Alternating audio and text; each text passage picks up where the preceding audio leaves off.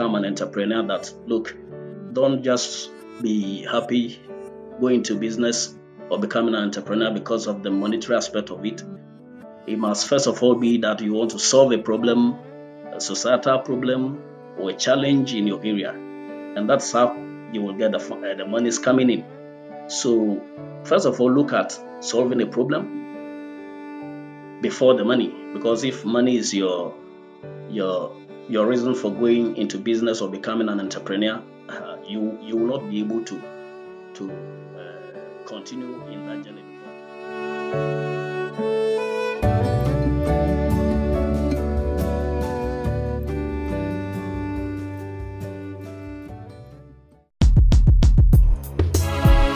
Welcome friends to the Entrepreneur Speaks.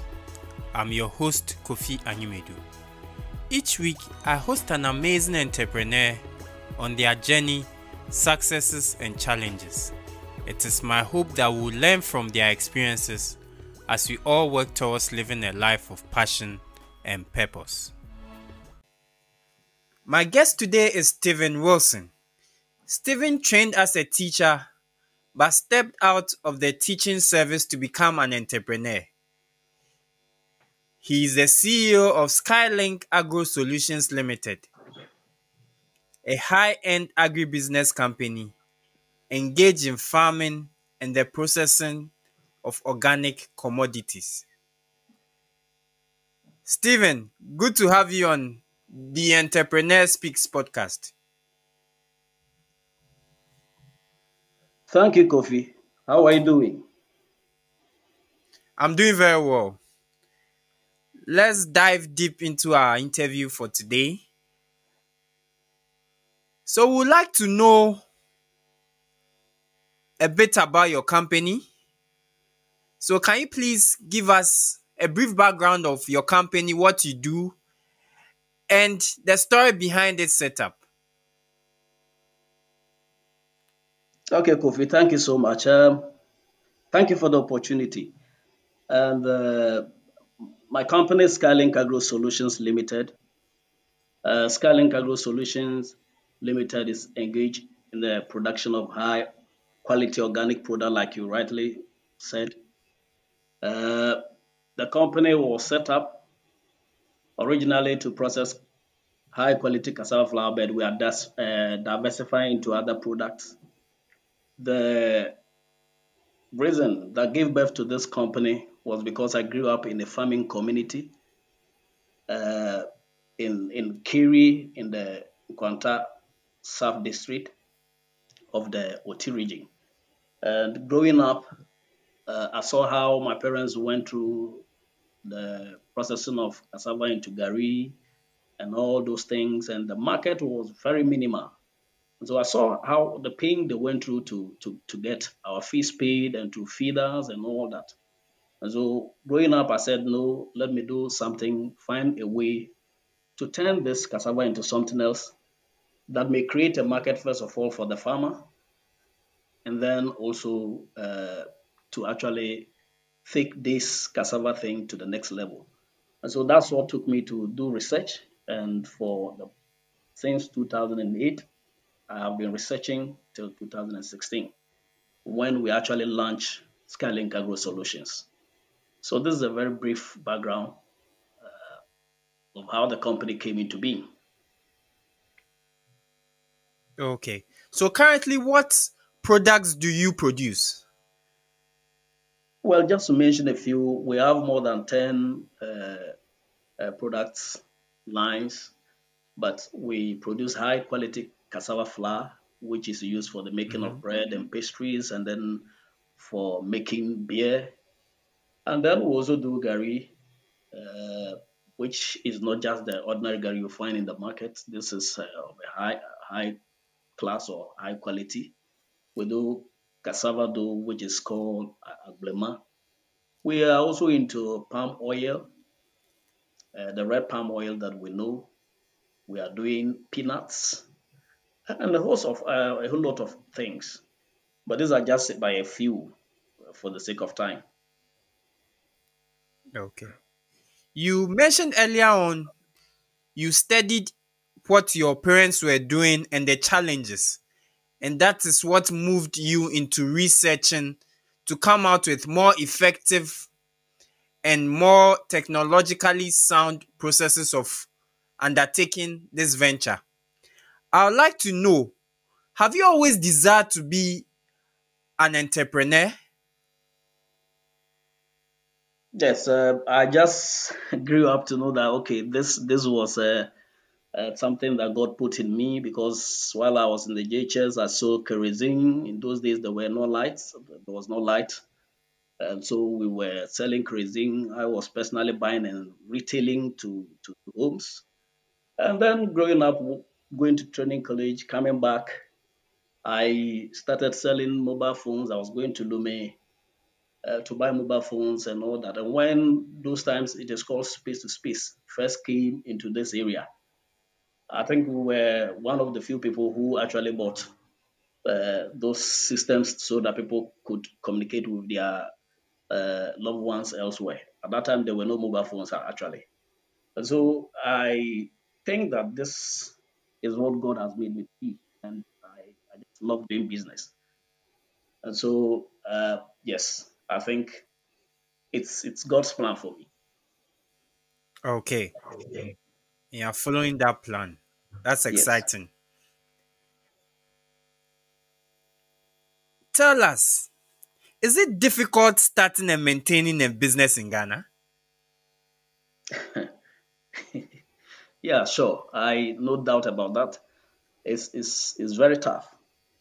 It's very tough to start a business in this part of the world, and especially to maintain it to cross the fifth year line. It's not easy because the you don't have that kind of fair ground. You don't have that kind of opportunities that other businesses elsewhere may have. So yes, it's very difficult. I may say.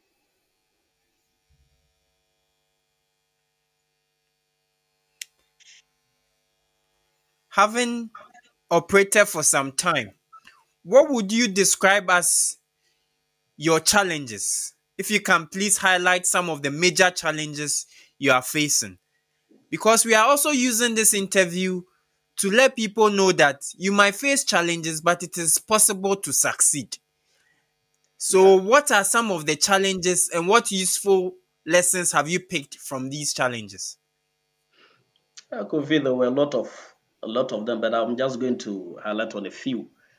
The major challenge that I faced when I was leaving the teaching service to pursue this vision of mine was that people thought that, but how? I mean, you have a, a, a job that pays you mentally, so why do you do this? And then they thought that I was going to fail actually. And so the fact that people do not even believe in what you do, first of all, is a very big challenge for every entrepreneur. Because if you don't get people to encourage you, you will definitely, if you are not careful, fail.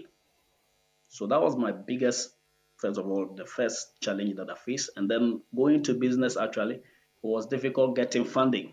Your banks, you go to your banks and they're asking for collaterals, they're asking for things you cannot provide.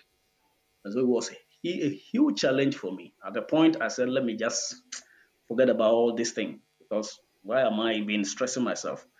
And then again, the challenge that I faced going to business was the standardization. I was just coming to business. I didn't learn from anybody. I didn't get any mentor. And so to get the right things done, even when you have the money, was also an issue. So you do, you fail, you come back, you fail, you come back severally. Most of these things almost even landed me in prison because I couldn't even pay my supplies at a point in time because I didn't know the in and out of business. And so these are some of the challenges that I think, I mean, had hindered my progress at a point. But hey, at every point in time, I had to put myself back together and then move on. And that is what I speed.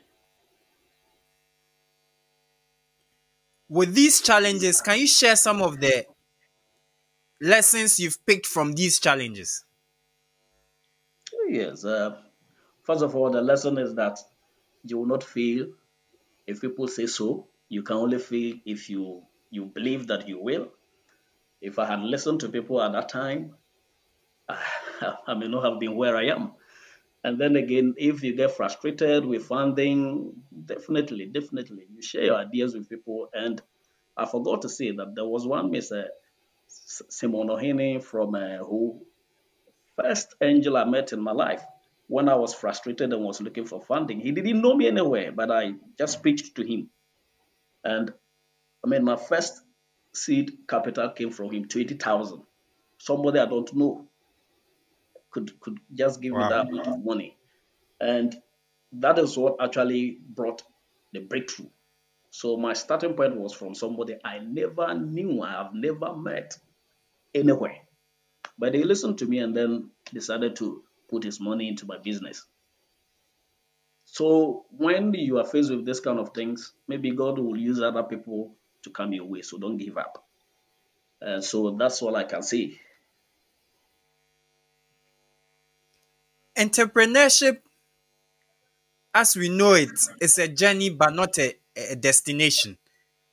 And for you to really succeed on this journey, you need to be motivated. You need to draw inspiration. What really inspires you as a person? Well, Kofi, I don't know. My life is I mean, I don't know what to say, but I think that my life is not just ordinary. Looking at how I was brought up, how somebody took me up and sent me to school and those things, and how I got convicted and became a Christian all by myself without anybody telling me. So I think that God made me to be what I am. And so I take a lot of inspiration from His Word.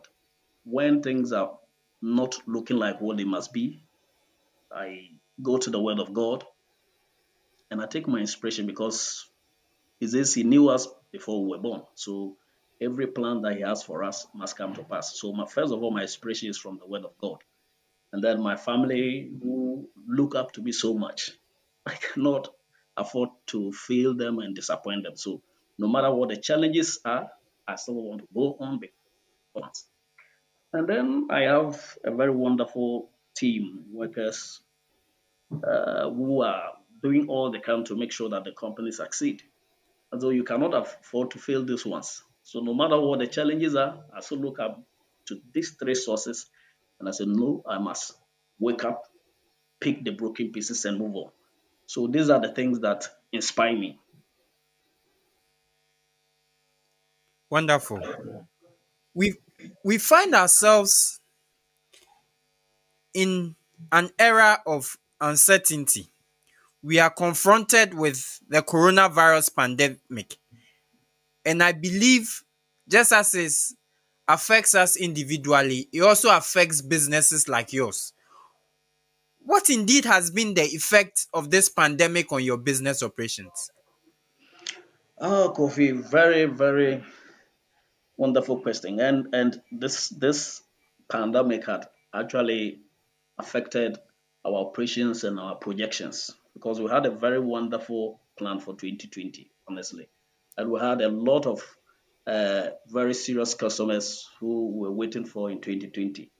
But unfortunately, this pandemic came and then disrupted almost everything. Uh, our major buyers have no longer been able to pick at the volumes that they were picking because market has gone down.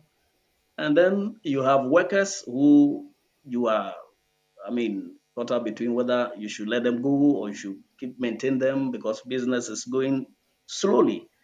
And so the pandemic has really hit for some of us in the manufacturing sector because we have people that we have to supply and who are not picking up. And so it's affected our operations seriously.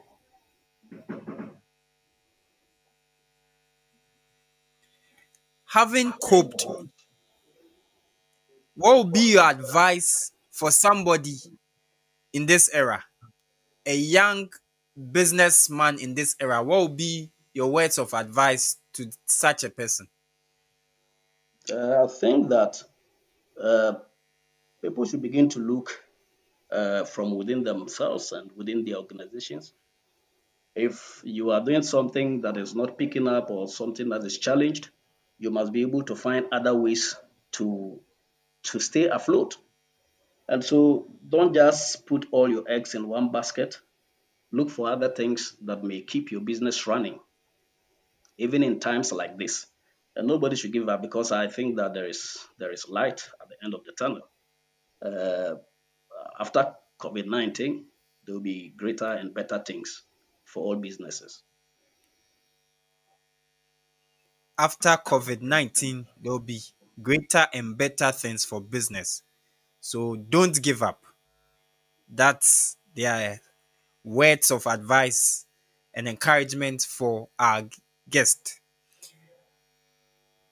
There are several people listening who are desirous of starting their own business. We have people in universities who want to start. We have people in gainfully employed entities willing to start, but they are scared of the risk. They are afraid to take that step. What would be your advice to people like that? Well, I'll just tell them, Kofi, that they shouldn't mark time, because procrastination is the thief of time. You cannot be better than you are today if you don't make any frantic effort to move forward. So if you have an idea or a vision that you want to pursue, don't wait for the storms to be still, because they will never be still anyway. So take that bold step, start something, and as you go along, you learn, you pick the broken pieces, you fall, you get up, you move on. So anybody who has an idea, first of all, look within yourself if that is what you want to do. If you are convinced, then take that bold step. Wait for no one. There are no better days tomorrow. So just start something now, so that by the time, you may have become a giant uh, in business. Thank you so much. We are just about wrapping up. Do you have any last words for our listeners?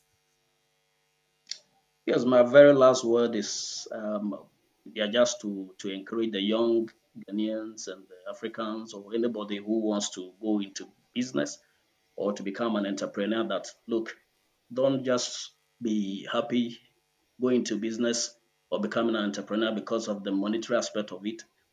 It must first of all be that you want to solve a problem, a societal problem, or a challenge in your area, and that's how you will get the monies coming in. So first of all, look at solving a problem before the money, because if money is your your reason for going into business or becoming an entrepreneur, you will not be able to continue in that journey, because the challenges are very, very high. And so that's my advice for all the young people out there. First of all, solve the problem and let the money come later. Thank you very much. So listeners, his advice is that don't be fixated only on money. Be willing to offer a solution to a problem, solve the problem, and money will come and help you achieve that life of passion and purpose. This has been an exciting episode of the Entrepreneur Speaks. And my guest today has been Stephen Wilson, the CEO of Skylink Agro Solutions Ltd. He's given us a lot of advice. He has shared his journey, his challenges, and the lessons he's picked up. I'll invite our listeners to drop their comments, their key takeaways from this interview. On that note, I'd like to thank our guest once again for welcoming us to his office and learning from him. For our listeners, we want to thank you for listening. We promise to share with you exciting episodes. So stay with us on this journey of passion and purpose. This has been your host, Kofi Asare Animedu. Until I come your way next week with another episode of The Entrepreneur Speaks, keep safe and keep hope alive. Cheers.